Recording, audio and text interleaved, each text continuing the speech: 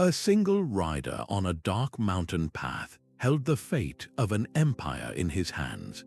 This was the power of the medieval world's hidden messenger networks, the secret veins that pumped lifeblood through kingdoms. We will uncover the complete story of these clandestine systems, revealing exactly how coded messages and covert riders decided the destiny of nations. How did a simple piece of parchment, carried in secret, manage to stop a full-scale invasion? And why were the routes these messengers traveled kept so deeply concealed from history? The answer changes how we see power itself. What do you believe was the most valuable currency in the ancient world? That single rider's journey began with a problem of impossible scale. Think of the Holy Roman Empire, a colossal patchwork of territories stretching from the North Sea to the Mediterranean. Its emperor ruled over 1,000 different principalities, bishoprics, and free cities, each with its own shifting loyalties. In such a fractured world, sending a letter by a regular courier was like shouting your secrets in a crowded marketplace. Rival nobles, neighboring kingdoms, and internal spies were all listening, waiting for one misstep. The very survival of a state hinged on its ability to protect its most sensitive communications. Military orders, delicate diplomatic offers, vital intelligence, all of this was pure gold for anyone who could intercept it. Historian Elena Vance perfectly captures the essence of this era. She said that in an age without secure channels, the messenger himself was the channel, and his concealment was the only form of encryption. This was the genesis of secrecy, born from pure existential fear. A single captured message could reveal the location of a marching army, leaving a city defenseless. It could expose a secret alliance, turning friends into enemies overnight. It could quite literally cost a king his crown. Initially, solutions were local and improvised. A local lord might send a trusted servant dressed as a pilgrim or a merchant, hiding a coded letter in the lining of a cloak. But as threats grew more sophisticated, so did the responses. These ad hoc measures were gradually formalized into dedicated, state-sponsored services. Rulers began to invest heavily in creating a corps of covert couriers, men trained not just in riding, but in evasion, disguise, and secrecy. This was not a luxury, it was the fundamental groundwork of power. Controlling the flow of information became as crucial as controlling land or collecting taxes. The empires that mastered this dark art would thrive, while those that failed would find their plans unraveling before a single soldier ever drew a sword. Deep in a remote Anatolian valley, under the cloak of night, a single rider would approach what appeared to be a simple shepherd's hut. Inside, a fresh horse and a new set of traveler's clothes waited, not for any common merchant, but for a courier carrying the emperor's most urgent commands. This was the hidden face of the Byzantine Cursus Publicus, a system that began as an open highway for imperial mail and was masterfully twisted into a secret web for state intelligence. The original Cursus Publicus was a marvel of Roman logistics, a network of way stations and fast horses that moved officials and messages across the empire. But as the world grew more dangerous, Emperor Justinian and his successors realized this public asset had a fatal flaw. Anyone could watch the main roads, and any message could be intercepted. So they performed a quiet, brilliant act of bureaucratic subterfuge, turning the system inside out. They established a parallel network of secret way stations, built away from the bustling main roads in secluded locations known only to a trusted few. The messengers themselves changed. They were no longer just imperial functionaries, but agents chosen for their unique skills, fluent in local languages, and possessing an intimate knowledge of the treacherous mountain passes and forgotten shepherd trails. Their travel documents were no simple passes. They were coded authorizations, written in a cipher that identified them as priority carriers of sealed dispatches, a signal to station masters to provide the fastest horses and ask no questions. This covert adaptation gave Constantinople a strategic advantage that felt almost supernatural to its enemies. How could an army in Italy be reinforced so quickly, or a diplomatic offer to a Frankish king arrive with such impossible timing? The answer was this hidden machine, operating just beneath the surface of the visible empire. It was the backbone of both diplomacy and espionage, a testament to a profound new principle, that the most powerful networks are the ones everyone uses but nobody truly sees. This Byzantine innovation in hiding in plain sight would not be forgotten. It became a coveted blueprint, a secret doctrine of control that would soon travel west, where a new empire, forged in the fires of conquest, was ready to build a messaging system of unprecedented speed and ruthlessness. A golden tablet known as the Paser gleamed on the rider's coat, a symbol of absolute authority that compelled every soul across the vast steppe to obey his demands. This was the Yam, the nerve system of the Mongol Empire, a communication web of unprecedented scale that stitched together territories from the borders of Hungary to the coasts of Korea. While the Byzantines mastered secrecy, the Mongols perfected sheer, overwhelming logistics. The core of the Yam was its relentless rhythm of relay stations, positioned roughly a day's ride apart along every major route. Each station was a stocked fortress of speed, housing not just fresh horses but also food, supplies, and lodging, all maintained for the exclusive use of the empire's messengers. This was not a luxury service, it was a calculated machine for control. Imagine the chain reaction. A single rider arrives at a station exhausted. His message is transferred to a fresh rider on a fresh horse within minutes, and the vital intelligence continues its journey without ever slowing down. This system allowed Genghis Khan and his successors to perform a seemingly impossible feat, administering a wildly diverse empire of countless cultures and languages. An order issued in Karakorum could reach military commanders in Persia with stunning speed, enabling armies separated by thousands of miles to move with a coordination that felt supernatural to their enemies. The Yam employed different types of messengers for different tasks, each a specialized tool in the empire's arsenal. Swift scouts on the fastest horses carried urgent military intelligence, their lives dedicated to shaving hours off delivery times.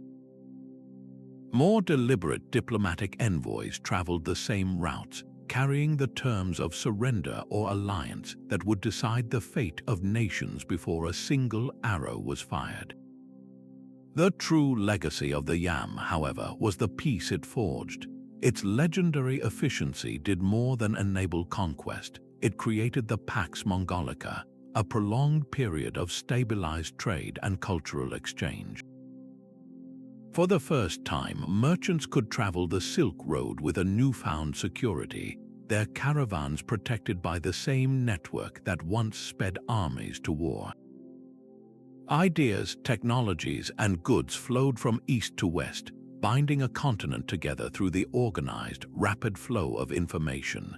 The Yam demonstrated a profound truth, that the most powerful empire is not merely the one with the strongest army, but the one with the fastest, most reliable lines of communication.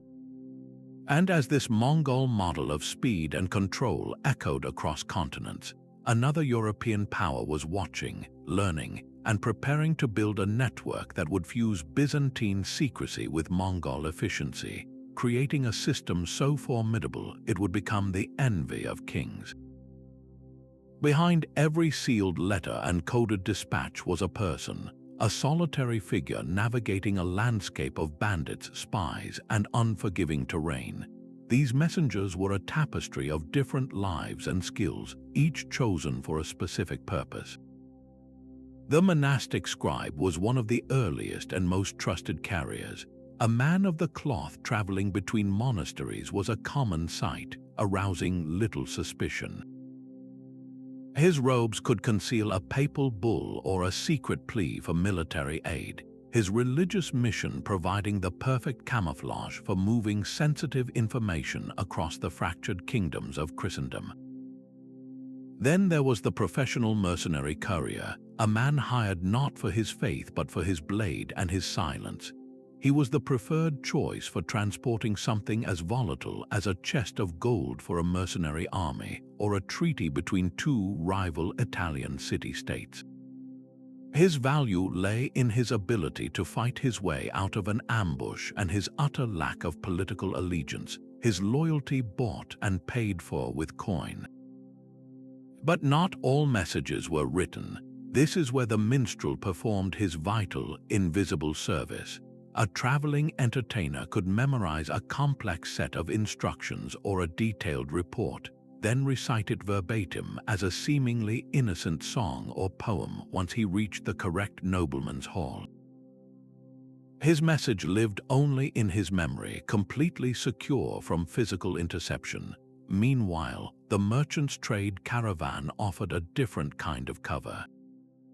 A diplomatic packet could be sewn into a bale of silk or hidden inside a barrel of wine, moving safely under the guise of commerce. These individuals possessed a stunning range of talents. A scribe needed literacy and the intellect to break simple codes. A mercenary required swordsmanship and a ruthless instinct for survival. A minstrel relied on a flawless memory and the skill of performance. And a merchant needed a genius for deception and a vast network of contacts. They were the anonymous, living cogs in the great machine of empire, their personal courage and sacrifice often the only thing standing between a kingdom's survival and its collapse into chaos. A merchant's ledger, filled with mundane records of silk and spice, seemed utterly harmless to the customs inspectors at the Venetian dock, but in the hands of the right person, held carefully over the gentle heat of a candle flame, the invisible writing between the lines slowly materialized. The faint brown letters written in lemon juice revealed not trade figures but the precise movements of an Ottoman fleet. This was the daily reality of medieval cryptography, a silent war of wits fought with ink and intellect.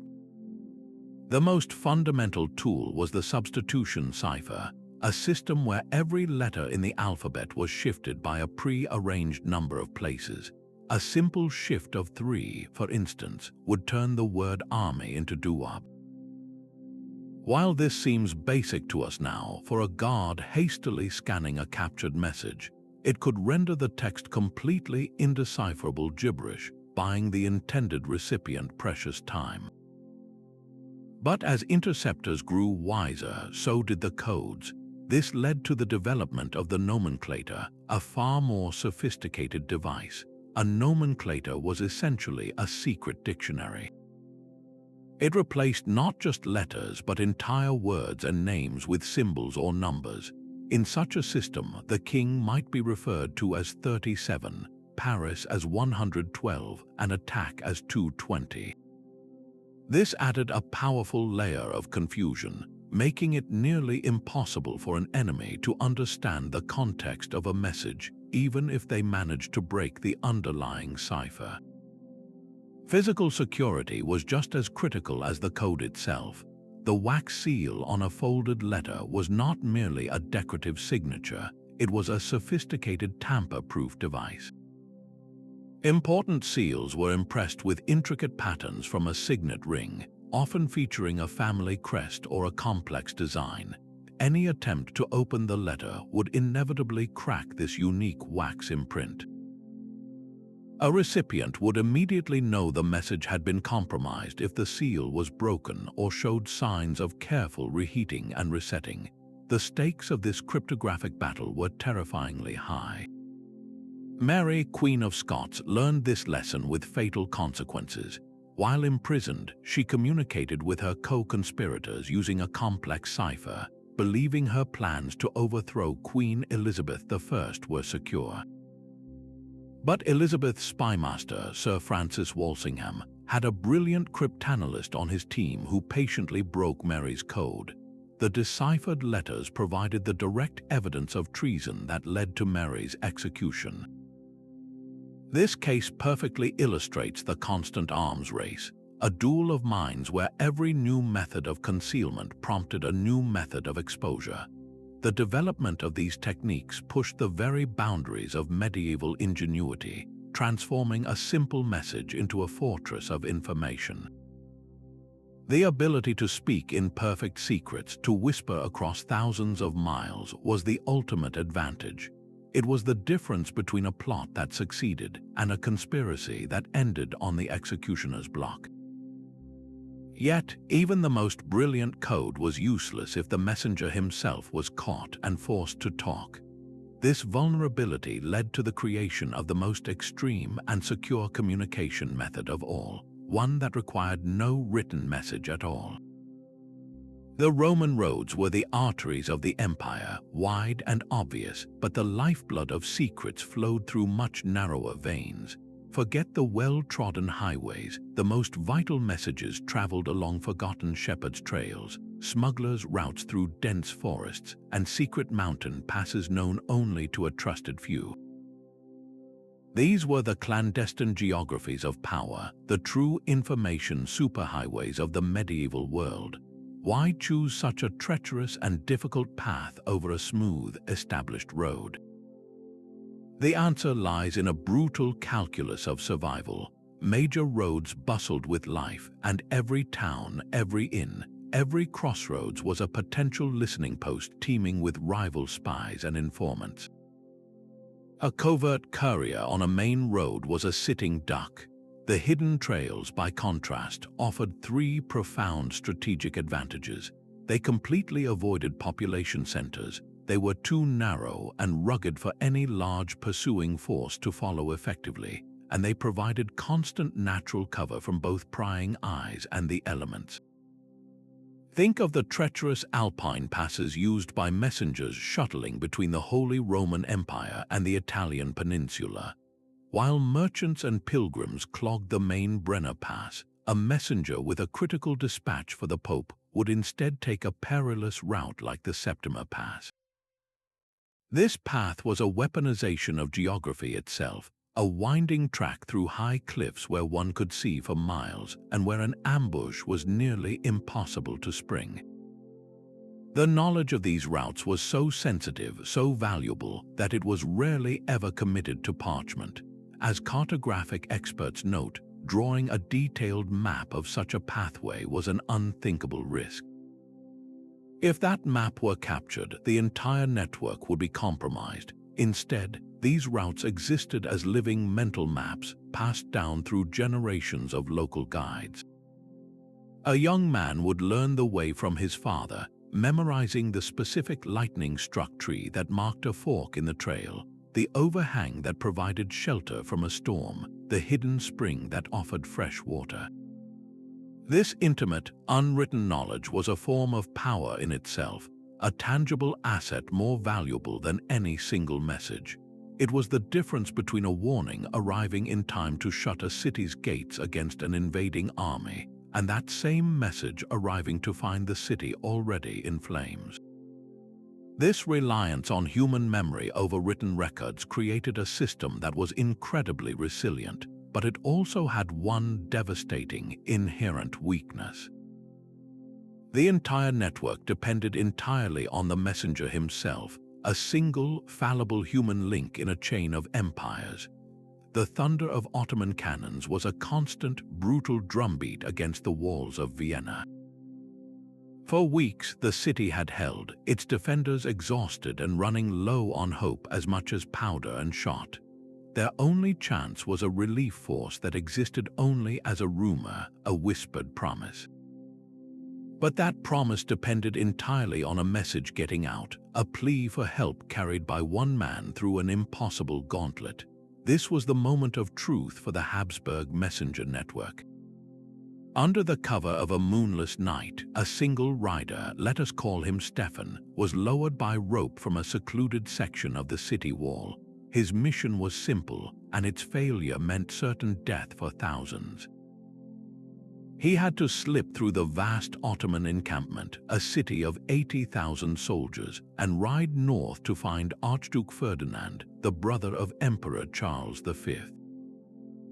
Stefan moved not as a soldier but as a shadow. He traveled under the cloak of darkness, hiding in dense thickets and abandoned barns by day. Every snapped twig or distant voice could mean discovery. He relied on a fragile web of sympathetic locals, farmers and woodsmen who risked their own lives to provide scraps of food and, more importantly, whispered updates on the location of Ottoman patrols.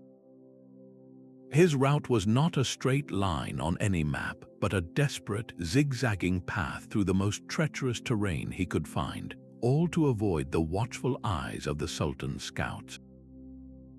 After days of this nerve-wracking journey, Stefan finally broke through the siege lines and found a fresh horse. He rode now with a new urgency, pushing himself and his mount to the brink of collapse. His successful delivery of that crumpled, desperate message to Ferdinand was the spark that lit the fuse. The Archduke immediately issued the call to arms, and the German princes, understanding the existential threat, responded with unprecedented speed. Knights and landsknechts began mustering, forming the relief army that began its forced march toward the beleaguered city. The failure of the vast Ottoman intelligence network to intercept this one courier was a catastrophic blind spot. While their spies were watching the main roads and river crossings, Stefan had become a ghost, moving through the cracks in their surveillance. The arrival of the German force at the last possible moment broke the siege, forcing the Ottoman army into a chaotic retreat. This single successful messenger run did more than just save a city. It halted the western advance of the Ottoman Empire into the heart of Europe. The religious and cultural map of the continent was fundamentally altered in those few days. It was a dramatic, tangible proof that the fate of empires could hinge on the speed, the secrecy, and the sheer courage of one man's journey. While this story highlights a stunning success, it also reveals the immense pressure and the single point of failure inherent in these systems. So what happened when the messenger failed, when the secret network broke down? The consequences could be just as profound and even more devastating. The sheer cost of running a covert messenger network could drain a royal treasury faster than raising an army. Every secret way station, every fresh horse, every paid informant along the route represented a constant and massive financial drain. Where did medieval rulers find the gold to fund this silent war? The answer lies in a patchwork of creative and often ruthless economic strategies. The most direct method was taxation. The Byzantine emperors, for instance, were masters of this approach, imposing special security levies specifically earmarked for maintaining the hidden branches of the Cursus Publicus. This was not a general tax, it was a targeted investment in the empire's nervous system, a direct line item in the budget for purchasing secrecy and speed. Other empires leveraged state-controlled monopolies. The Mongol Yam was largely financed by the immense profits from the Silk Road itself. By controlling and taxing the flow of luxury goods like silk, spices, and salt, the Khans generated a river of silver that directly fed the relay stations that kept their empire connected. The system that enabled trade also paid for the intelligence that secured it, a perfect, self-sustaining economic loop. Then there was the private sector. In the fractured landscape of Renaissance Italy, where city-states constantly vied for power, wealthy banking families like the Medici did not wait for their governments to act. They built their own sophisticated courier networks. For them, this was not an act of patriotism, but one of pure business sense. A few days' advantage on market news or a secret political agreement could mean the difference between a colossal financial windfall and bankruptcy. They were paying for a private internet in an age of messengers, funding a system that served their own commercial and political interests above all else.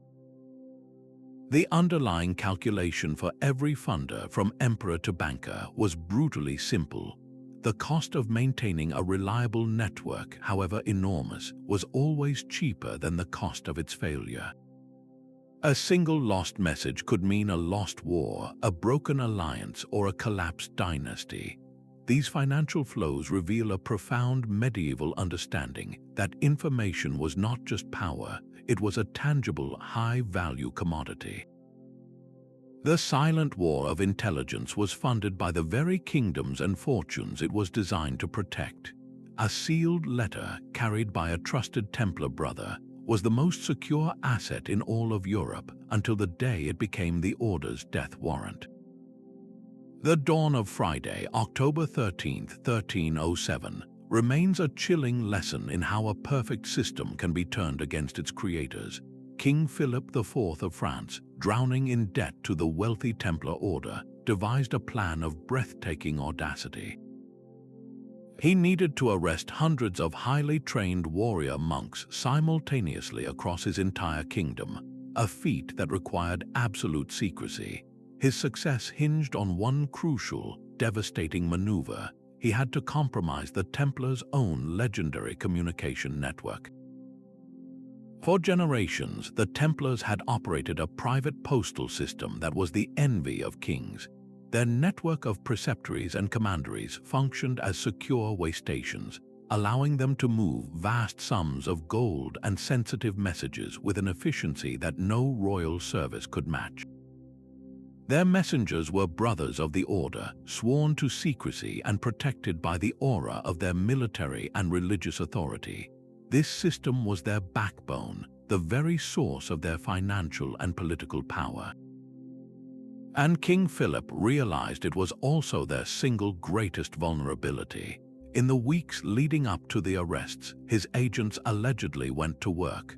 They did not need to storm Templar fortresses. They simply needed to find a crack in their human wall.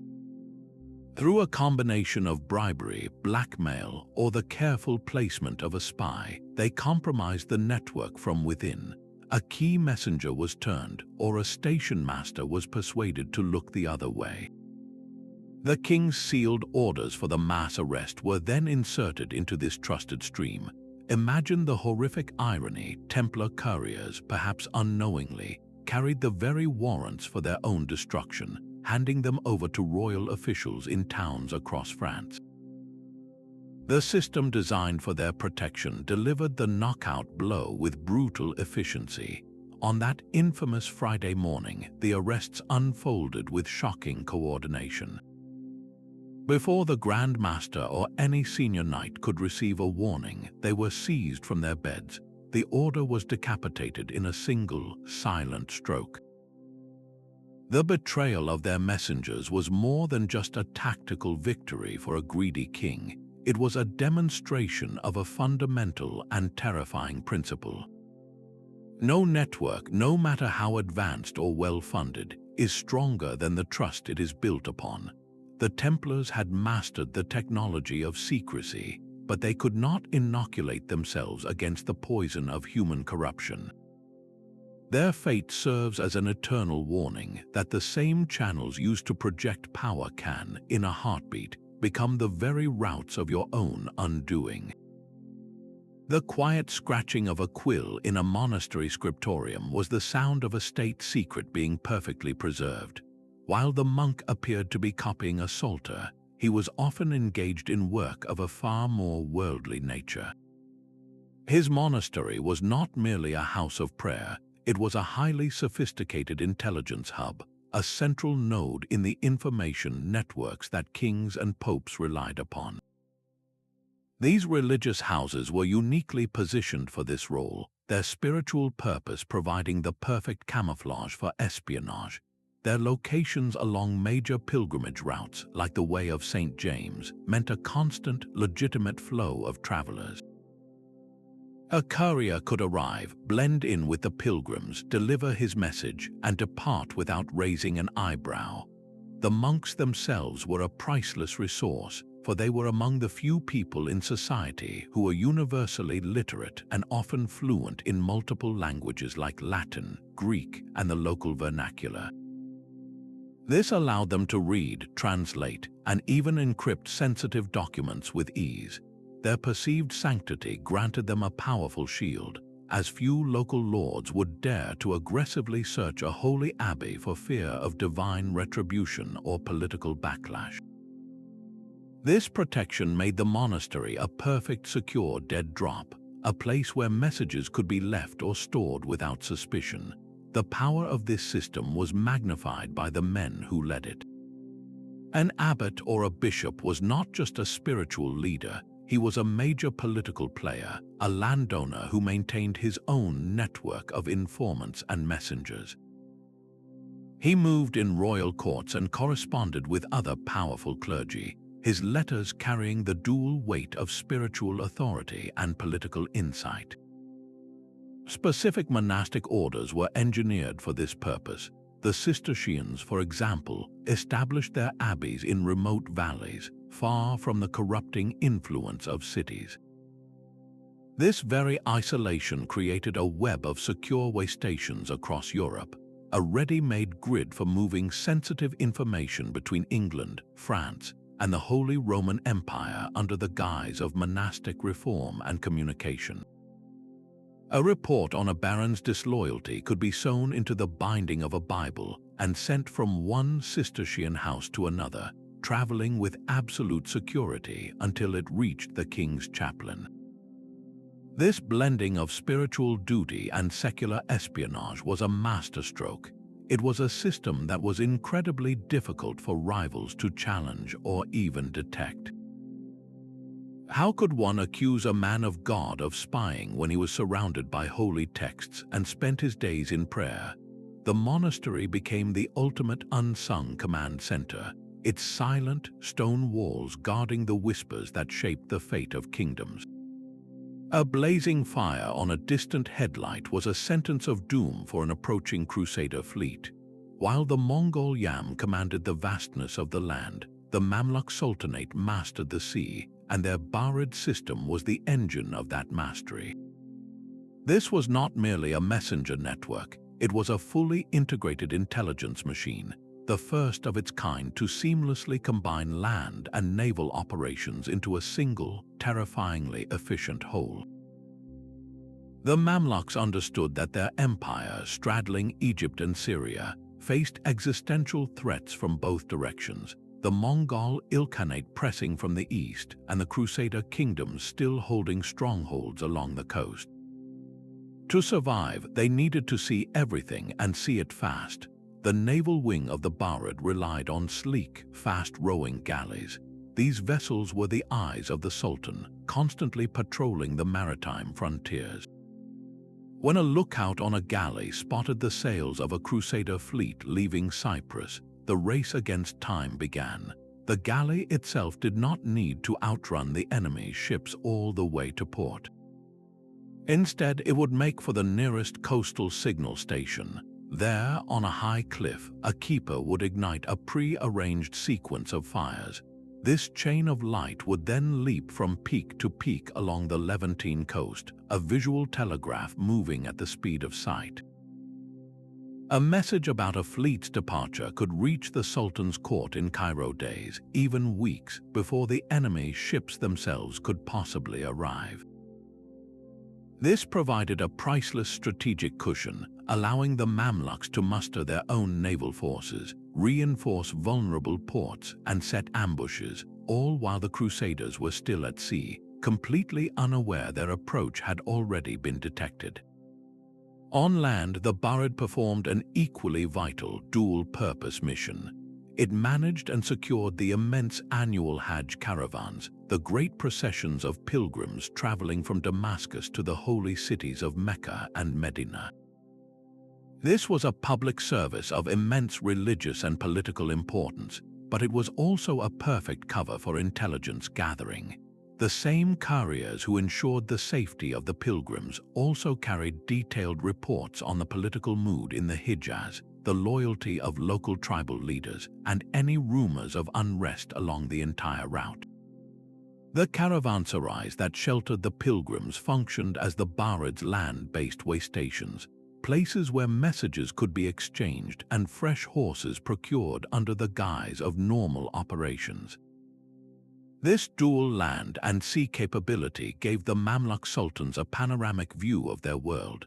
They could react to a Mongol army massing on their eastern border with the same swiftness as they could a naval raid on their western shores.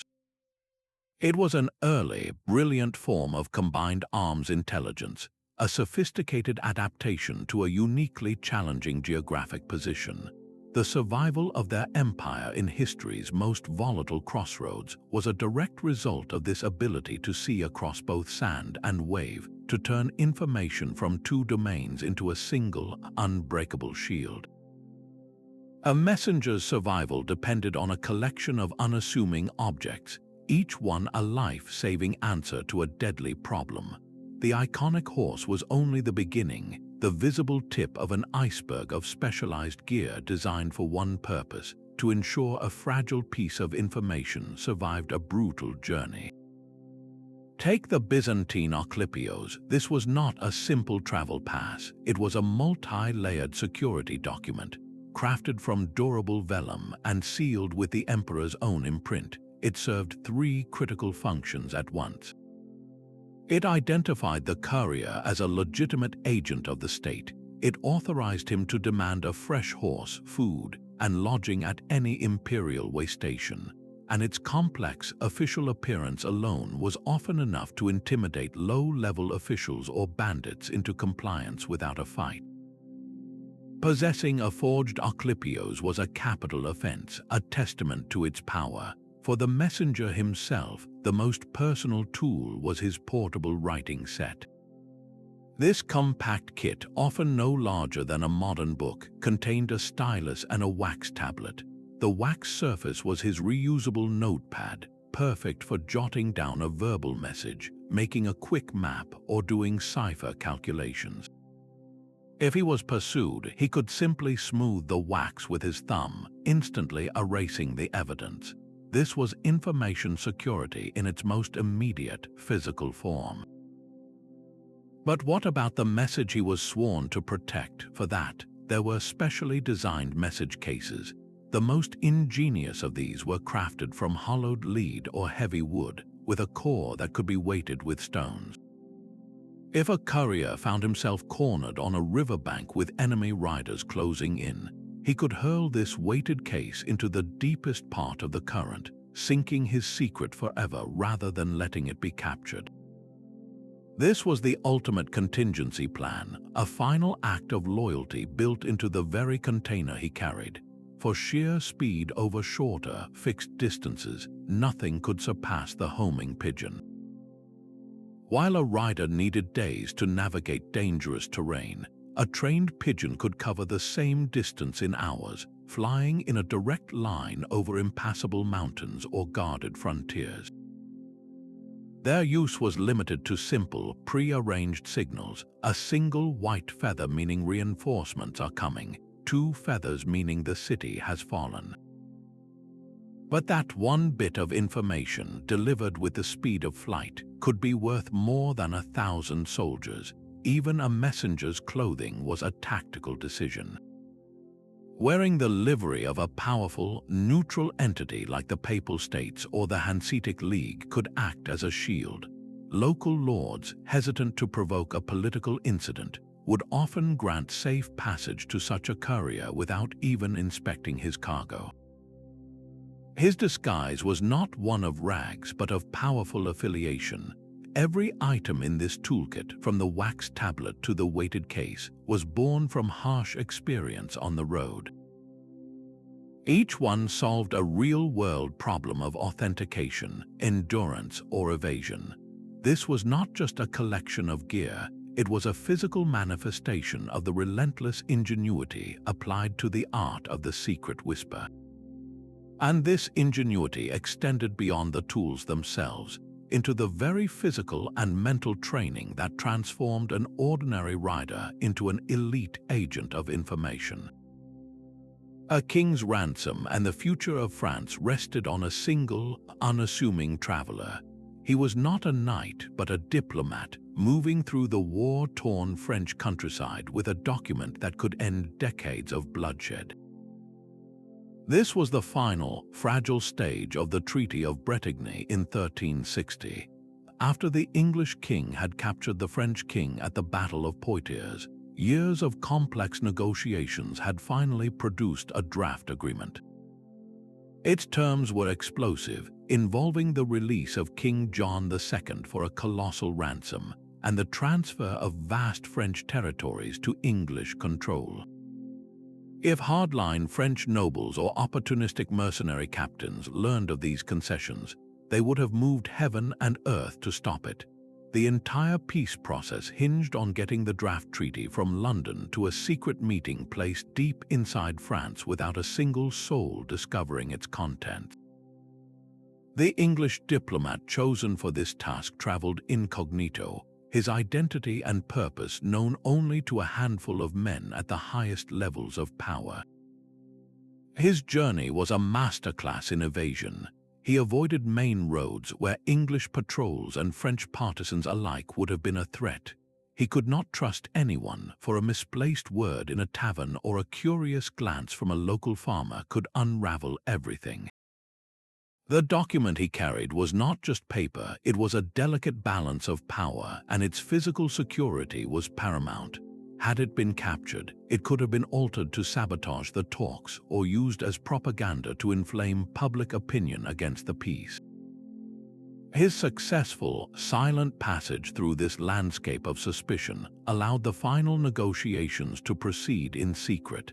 The diplomats at the table could not have forged a peace if the groundwork for their meeting had been exposed. The treaty was finalized, temporarily halting the 100 Years' War and securing the release of the French king. This lone courier's mission proves a profound and often overlooked truth. While armies win battles, it is the secure, secret movement of words that often secures the peace. The very same covert networks built for war became, in this critical moment, the essential arteries of reconciliation. This delicate dance of trust in the shadows raises a final, inevitable question. If these systems were so vital, why did they ultimately vanish from history, leaving only whispers in their wake? A single misplaced word, spoken in a moment of fatigue or fear, could unravel an empire. The true strength of these networks did not lie in horses or coded letters alone, but in the fragile human minds tasked with carrying their secrets. Imagine the constant, grinding pressure on a messenger riding through hostile lands. Every stranger on the road was a potential spy, every friendly face a possible trap. This was not a life of adventure, but one of profound isolation and psychological strain. To manage this burden, couriers often cultivated a deep, almost emotionless professionalism. They became masters of compartmentalization, locking the immense importance of their cargo away in a mental vault, while focusing solely on the immediate tasks of navigation and survival. Their loyalty was secured by more than just coin. It was forged in oaths sworn on sacred relics, binding them to their sovereign with the threat of eternal damnation should they fail. The penalty for betrayal was not merely death, but a public and gruesome execution designed to terrify any other courier who might contemplate treachery. Rulers understood this human vulnerability and actively engaged in psychological warfare to protect their channels. They would sometimes plant a decoy messenger with plausible but false information, a sacrificial pawn to mislead enemy interceptors. If that courier was caught and his false story believed, the integrity of the real message was preserved. Other times, a ruler might deliberately leak a minor secret to his inner circle to see if it surfaced elsewhere, a cruel but effective method of testing the loyalty of his entire information apparatus. For the messenger, this created a world of pervasive paranoia where trust was a luxury he could rarely afford. His only companions were the rhythm of his horse's hooves and the weight of the words he carried, a burden that could crush a lesser spirit. The success of these global networks, for all their logistical brilliance, ultimately rested on the courage and mental fortitude of solitary individuals, men who traded peace of mind for the privilege of holding history in their hands. High in the thin air of the Andes, a runner's conch shell blast echoed between stone peaks, a signal not of alarm but of seamless transition. This was the Inca Chasqui system, a masterpiece of logistical genius built in a world without wheels, horses, or written words. The empire's spine was its royal road, a sprawling network of stone-paved trails and rope bridges traversing some of the most punishing terrain on Earth. Along these routes, the Incas constructed tambos, relay stations positioned every few kilometers, each one stocked with supplies and, most importantly, 2 highly trained runners perpetually on standby. As one Chasqui sprinted into the station, blowing his shell, the next messenger would already be standing ready, having memorized the oral message or prepared to receive the physical payload. The baton pass was instantaneous, a blur of motion that kept information flowing at a breathtaking pace, covering distances of up to 240 kilometers in a single day. The messages they carried were as ingenious as the system itself. While oral reports were memorized verbatim, complex data was recorded on quippers, intricate sets of knotted strings where the color, position, and type of knot encoded everything from tax records and census data to military command. A Chasqui did not just run, he was a living, breathing data stream, a certified accountant and courier fused into one. This incredible speed served the empire's most vital needs. A local rebellion brewing in a distant valley could be reported to the capital in Cusco within days, allowing the Sopa Inca to dispatch troops long before the uprising could gather strength. But the system's true marvel was its role in daily life. The ruler's table in the high-altitude capital could feature fresh fish carried in relays from the Pacific coast, a tangible display of an empire's power to defy geography itself. The Chasqui network was more than just a mail service. It was the central nervous system of a vertical empire, enabling the precise redistribution of food, textiles, and labor across thousands of vertical kilometers. It proved unequivocally that supreme communication did not require advanced technology, only supreme organization and the limitless endurance of the human spirit.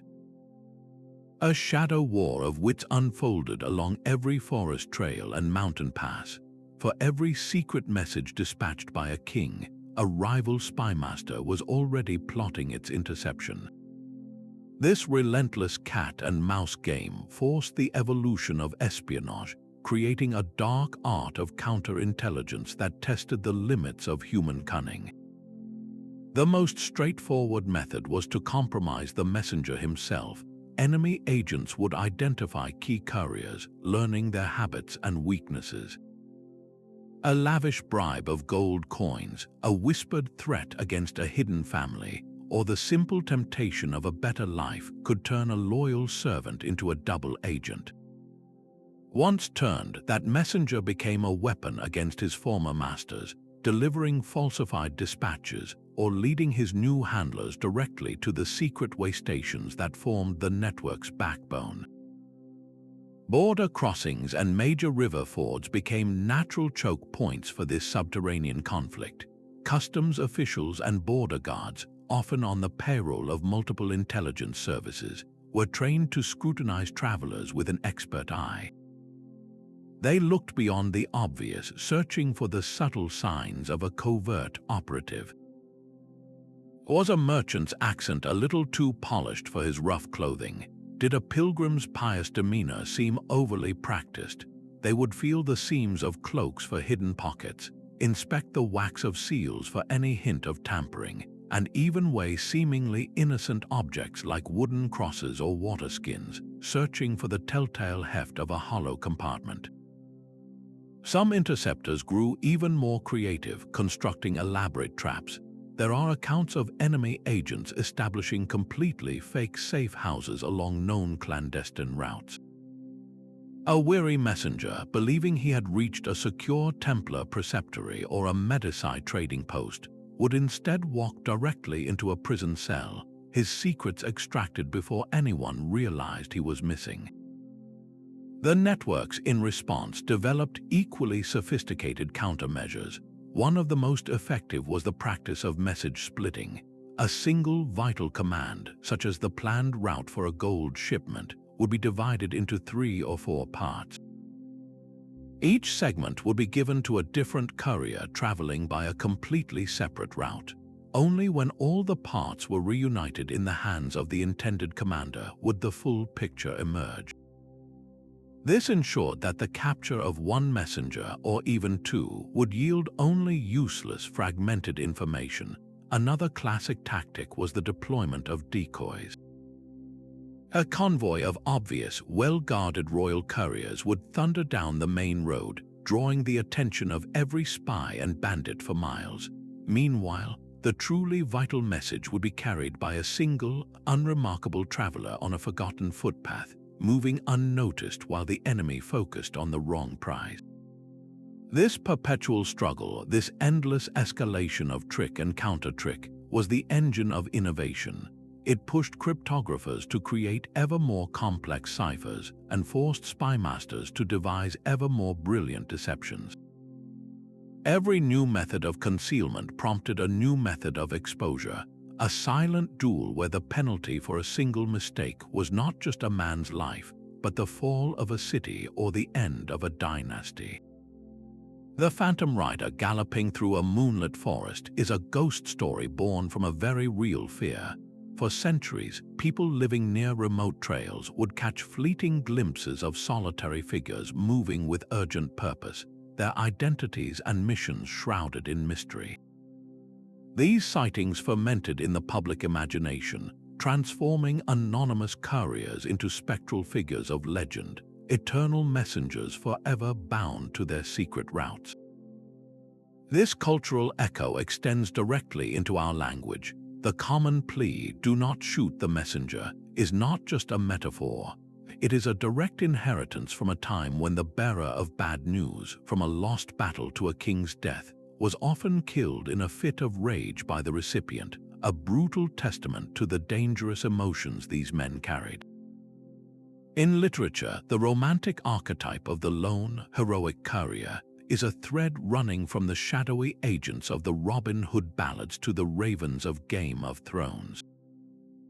These stories capture the essence of the messenger's dilemma, a solitary figure trapped between powerful forces, their personal courage the only thing ensuring that truth, however unpleasant, can travel from one point of power to another. The operational genius of these networks left an even more tangible legacy. The relay system perfected by the Mongols and Incas became the foundational model for the first national postal services, like those established by the Tudor monarchs in England. The need for secure, encrypted lines of communication directly inspired the sophisticated spy rings of Elizabethan England and the Sun King's France, organizations that simply formalized the dark arts medieval messengers had practiced for generations. The cultural footprint of these hidden networks is profound. They gave us enduring legends, shaped our very vocabulary, and provided the blueprint for every secure information system that followed. They taught us that the most powerful stories are often the ones delivered in secret, and that the courage to carry a truth, even an unwelcome one, is a heroism that continues to resonate across the centuries. The desperate messages from Emperor Constantine XI were not lost. They did, in fact, reach the courts of Italy, but they arrived as echoes in a hall of mirrors, distorted and fractured by a labyrinth of competing interests. The network itself, the very channel meant to transmit a cry for salvation, had become a weapon of delay.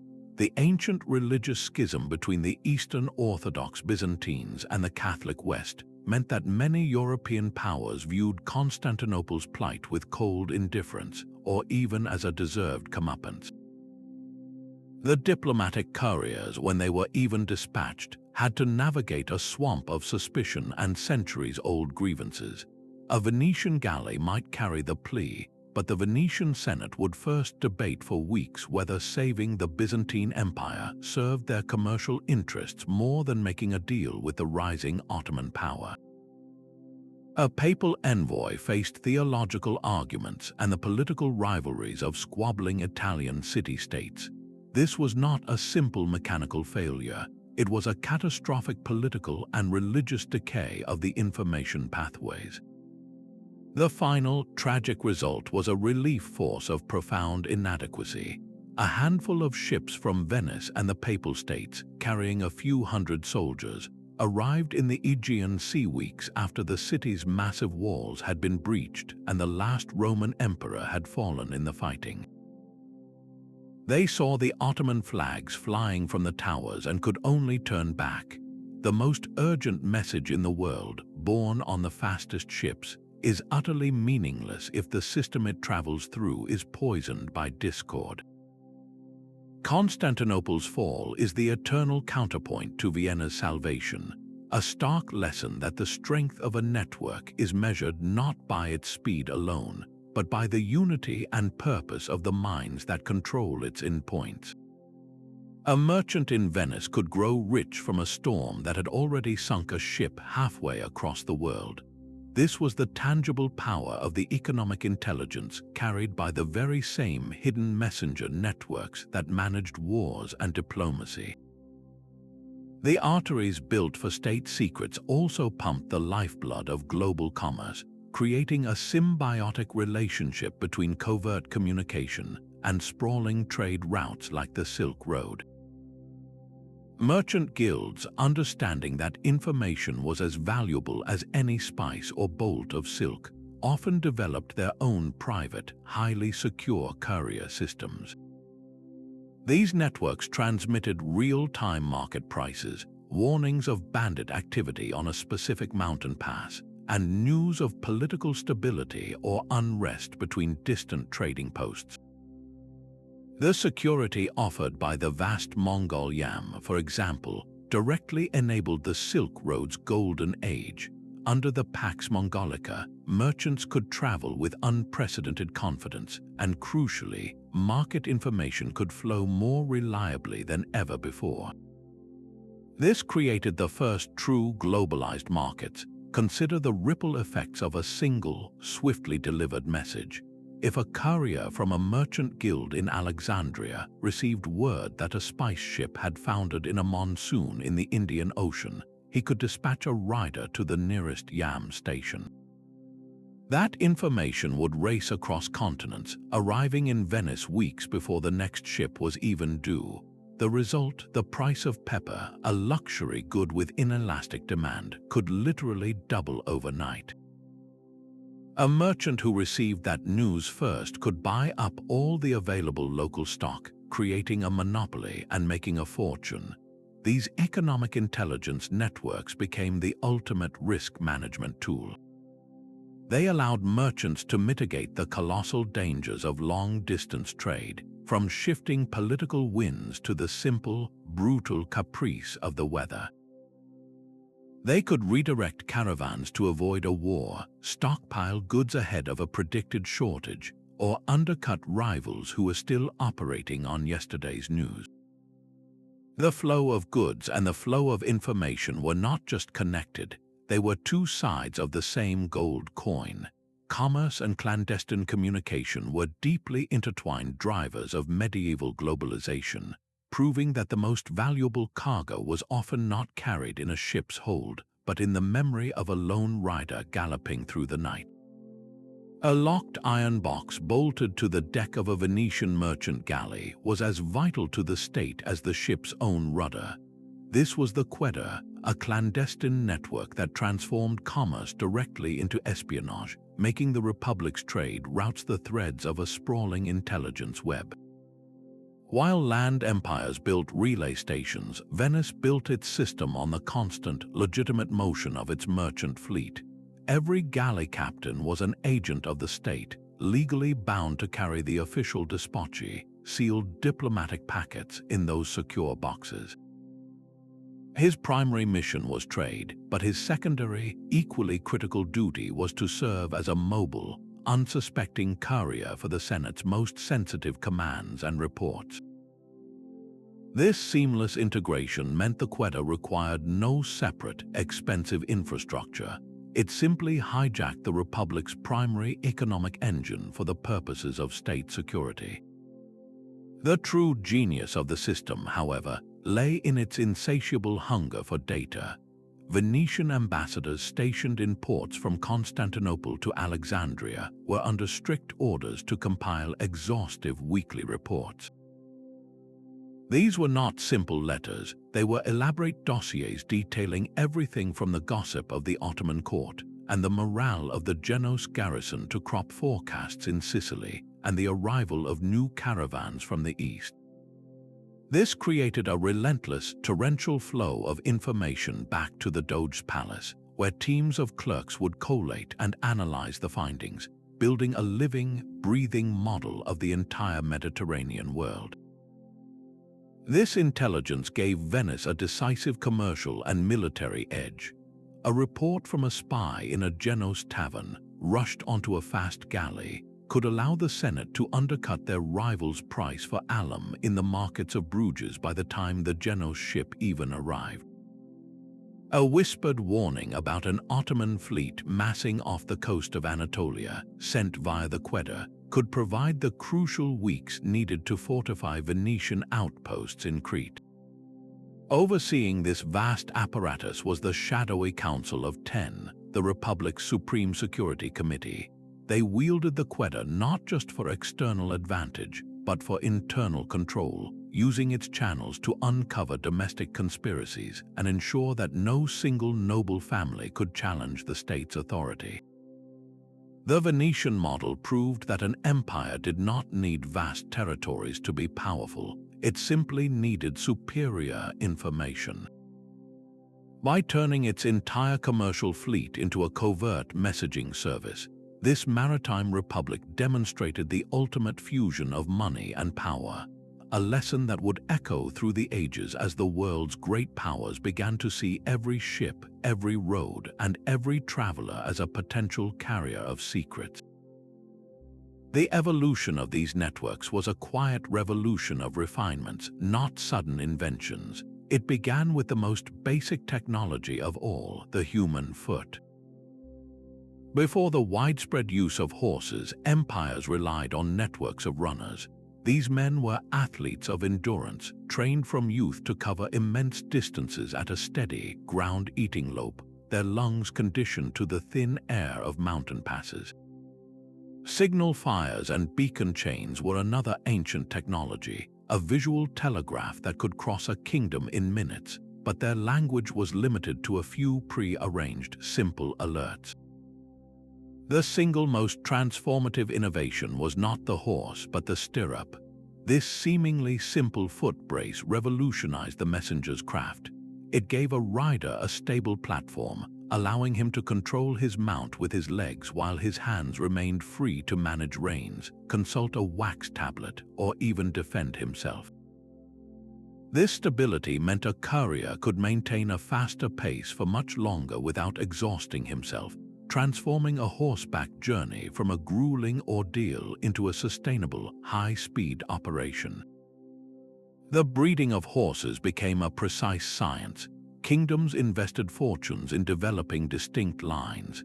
Light, agile Arabians and Barbs were prized for their blazing speed over short distances, perfect for shaving critical hours off a desperate military alert. In contrast, heavier destriers and other European breeds were valued for their immense stamina, capable of carrying a rider in full chain mail over long, arduous journeys without breaking down. The materials of the message itself evolved. Parchment made from animal skin was durable but heavy and bulky. the gradual adoption of paper, imported from the East and later manufactured in Europe, was a logistical miracle. A paper dispatch was far lighter, took up less space, and could be more easily folded and concealed in a boot heel or a secret waistband pouch. At sea, messengers relied on increasingly sophisticated navigation tools. The magnetic compass, along with more detailed portolan charts that mapped coastlines and sailing directions, allowed galley captains to maintain course through overcast nights and open water, ensuring that a diplomatic pouch would not be lost to a navigational error. Even the architecture of the relay station was refined for efficiency. The best stations were designed like a pit stop, with a central courtyard allowing a messenger to ride in one gate and out the other in a matter of minutes. Stables were positioned for immediate access, and station masters were trained to have a fresh horse saddled and ready the moment a courier's signal was heard. This was not a story of one brilliant breakthrough, but of 1,000 small perfections. Each incremental advance in breeding, in materials, and in logistics shaved off another minute, reduced another ounce of weight, and closed another vulnerability. The relentless, slow march of this technological progress is what ultimately gave empires the power to whisper across a continent. A medieval courier never truly knew if the message in his pouch was a warrant for a massacre or a pardon for 1,000 souls. He existed in a profound ethical twilight, a man bound by ironclad oaths to deliver his sealed payload without question, no matter the human cost that might unfurl from its words. His primary virtue was fidelity, not judgment. To the kings and spymasters who employed him, he was a secure channel, a living, breathing instrument of statecraft whose only moral failing would be to break the seal and betray his trust. The culture of the era, steeped in hierarchies of fealty and divine right, demanded this absolute obedience. A messenger who questioned his orders was not a moral philosopher. He was a liability, a crack in the foundation of power itself. Yet we must wonder what private storms raged behind his stoic expression. Imagine a devout Christian courier, a man who attended Mass and confessed his sins, handed a dispatch ordering the assassination of a bishop. Or a knightly messenger sworn to a chivalric code, carrying the terms of a truce he knew was a blatant lie designed to lure an honorable enemy into a trap. The religious teachings of the time offered no simple solace. The Church preached obedience to temporal authority, yet also held the weight of individual conscience and the fear of eternal damnation for bearing false witness or enabling murder. There were no clear answers, only the heavy burden of complicity carried on a lonely road. This was the ultimate personal compromise demanded by the system. The courier's shield was his professional detachment, the grim understanding that he was a single cog in a vast, often ruthless machine. His survival, and that of his family, depended on his ability to separate his own soul from the consequences of the words he delivered. He traded his moral autonomy for the privilege of being history's most trusted ghost, a poignant reminder that the smooth functioning of power has always relied on the silent acquiescence of those who carry its darkest commands. A sudden spring blizzard high in the Alps could seal a mountain pass for weeks, trapping a papal envoy and the peace treaty he carried. No amount of imperial authority could command the weather. This was the network's true weakness, a vulnerability no cipher could solve and no amount of gold could fully erase. The environment itself was an unpredictable enemy. A flooded river could wash away a crucial bridge, isolating a region from command for a month. Dense, unseasonable fog along the English Channel could keep the fastest galleys trapped in port, their vital intelligence rotting with the days.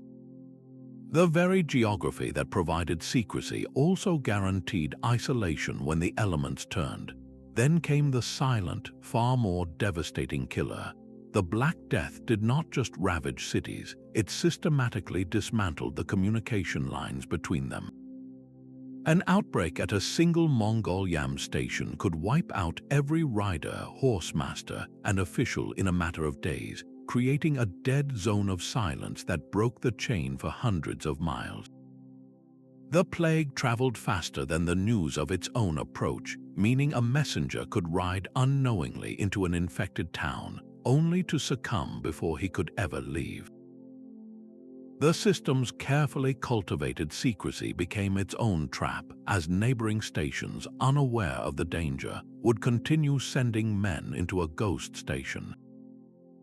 But sometimes the greatest threat was not a storm or a plague, but a simple human mistake. Consider the fate of a verbal message passed through 5 different Chasqui runners in the Inca highlands. A slight mispronunciation of a number, a forgotten syllable in a place name, could transform an order to send 500 soldiers north into a command to send 5,000 south. The entire system of oral transmission, for all its security, balanced on the razor's edge of flawless memory. On the battlefields of Europe, a single wrong turn by a courier could mean the difference between victory and annihilation. A historical account from the 100 Years' War tells of a French messenger tasked with delivering a change of battle plans, who took a familiar path only to find it washed out by recent rains. His delay, just a few hours, meant a key cavalry division never received its new orders. They charged into a prepared English position and were slaughtered, turning the tide of the entire engagement. In that moment, a patch of mud held more power than a king's entire army. These networks were a breathtaking achievement, yet they remained a fragile imposition of order upon a fundamentally chaotic world. They represent humanity's relentless, often heartbreaking attempt to build certainty in an uncertain age, a testament to the courage required to trust a secret to the wind, the waves, and the memory of a solitary man. A Venetian merchant's coded report on Mamluk shipbuilding in Alexandria could, within months, influence the defense plans of a French king. These separate webs of communication did not exist in total isolation.